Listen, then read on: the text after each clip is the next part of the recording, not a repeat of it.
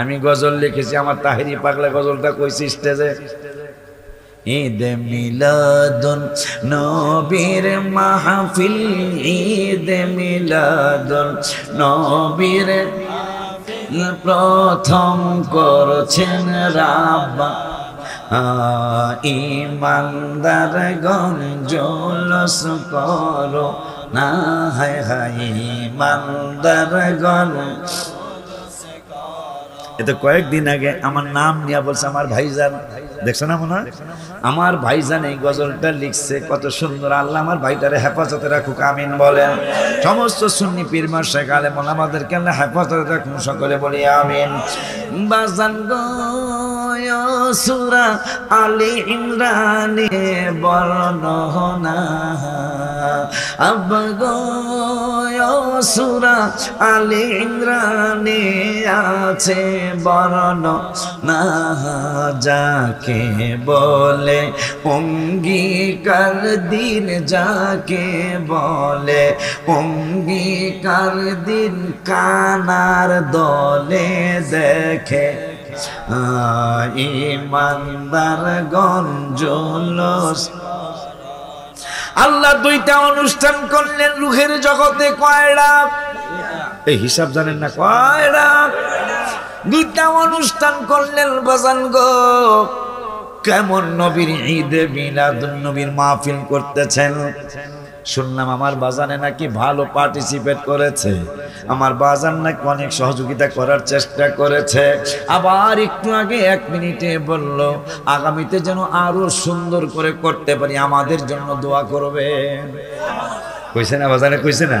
আব্বা কেমন মাহফিল,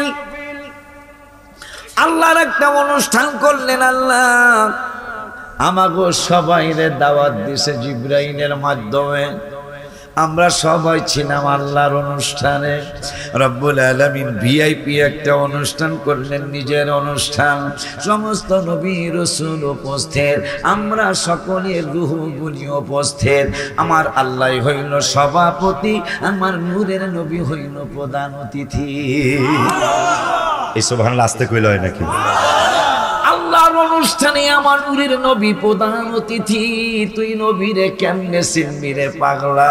আমার রব্বুল আলামিনের অনুষ্ঠান, ওই অনুষ্ঠানে আল্লাহ হইল সভাপতি, আমার নূরের নবীরে প্রধান অতিথি বানাইছে। বানায়া 9 পারার 12 পৃষ্ঠার 9 পারার 12 পৃষ্ঠার 2 নম্বরের আয়াতে রব্বুল আলামিন সবাইরে উপস্থিত কইরা বলতেছেন, তোমাদের কাছে একটা কোশ্চেন করি, একটা প্রশ্ন করি। প্রশ্নটা কি? আলাস্তু বিরব্বিকুম, আমি কি তোমাদের প্রভু নই? আমি কি তোমাদের প্রভু নই? সমস্ত রূহগুলি চুপচাপ, কেউ কোনো কথা বলে না, কোনটা কমু কোনটা হইব না। প্রধান অতিথি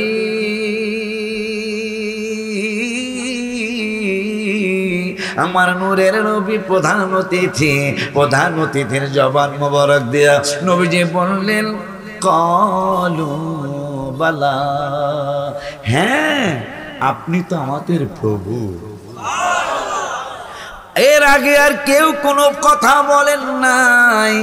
আমার নূরের নবী সাল্লাল্লাহু আলাইহি ওয়াসাল্লাম প্রথম বললেন, কলু বালা, হ্যাঁ আপনি আমাদের প্রভু। এই কথা শোনার পরে সমস্ত নবী রাসূলরা বলল, উত্তর এইটাই হবে, উত্তর এইটাই হবে। সব নবী রাসূলরা বললেন, কলু বালা।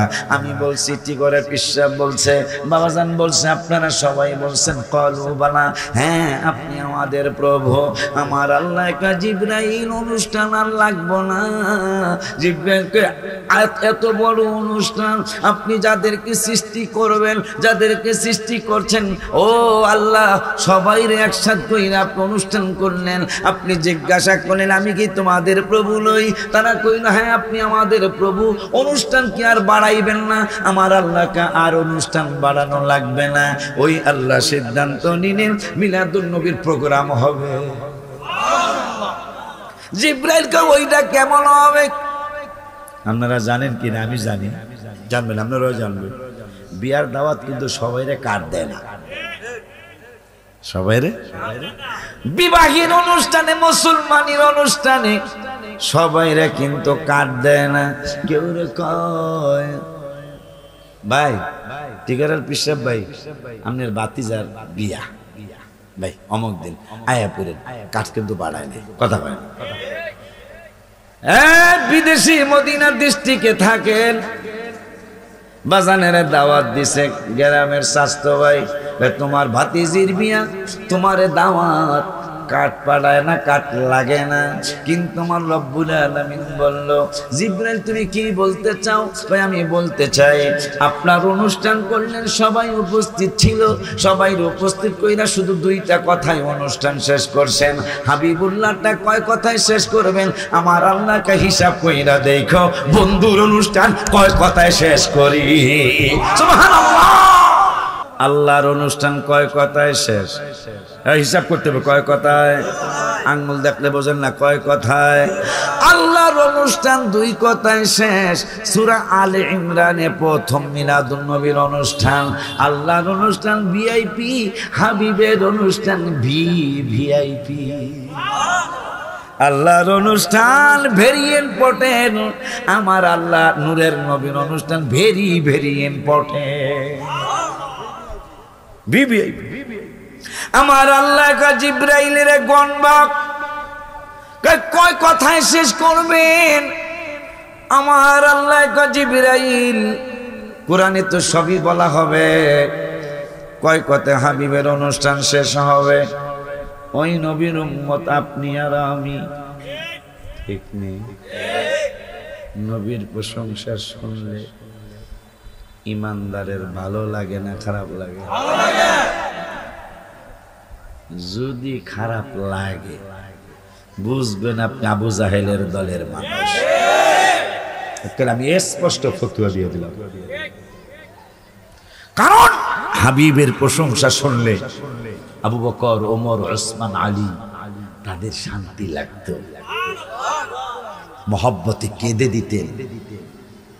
শান্তি না শুধু, আমারে যতই ভালোবাসুক জীবন, ওর ঘরের গরুর গোশতের মধ্যে যদি সেপ ফালাইয়া যদি কইতাম জীবন খায়ালা বৌমারে লইয়া, খাইতো তো না, ওই পারলে আমারে অপমান করে বলতো ওয়াজ লাগবো না, কথা কয় না। পারলে আমারে কইব ওয়াজ লাগবো না, বের হয়ে যান। ঘরের পিসাব সভাপতি হুজুর ওয়াজ করলেই চলবো।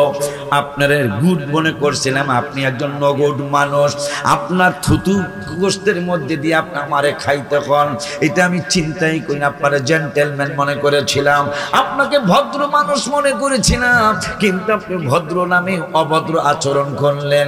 অথচ জাবেরের বাড়িতে বুখারী শরীফের হাদিস, 1000 সাহাবীর সামনে আমার নূরের নবী গোস্তের তরকারির মধ্যে থুতু মুবারক মারলেন, রুটির আটার গোল্লার মধ্যে থুতু মুবারক মারলেন।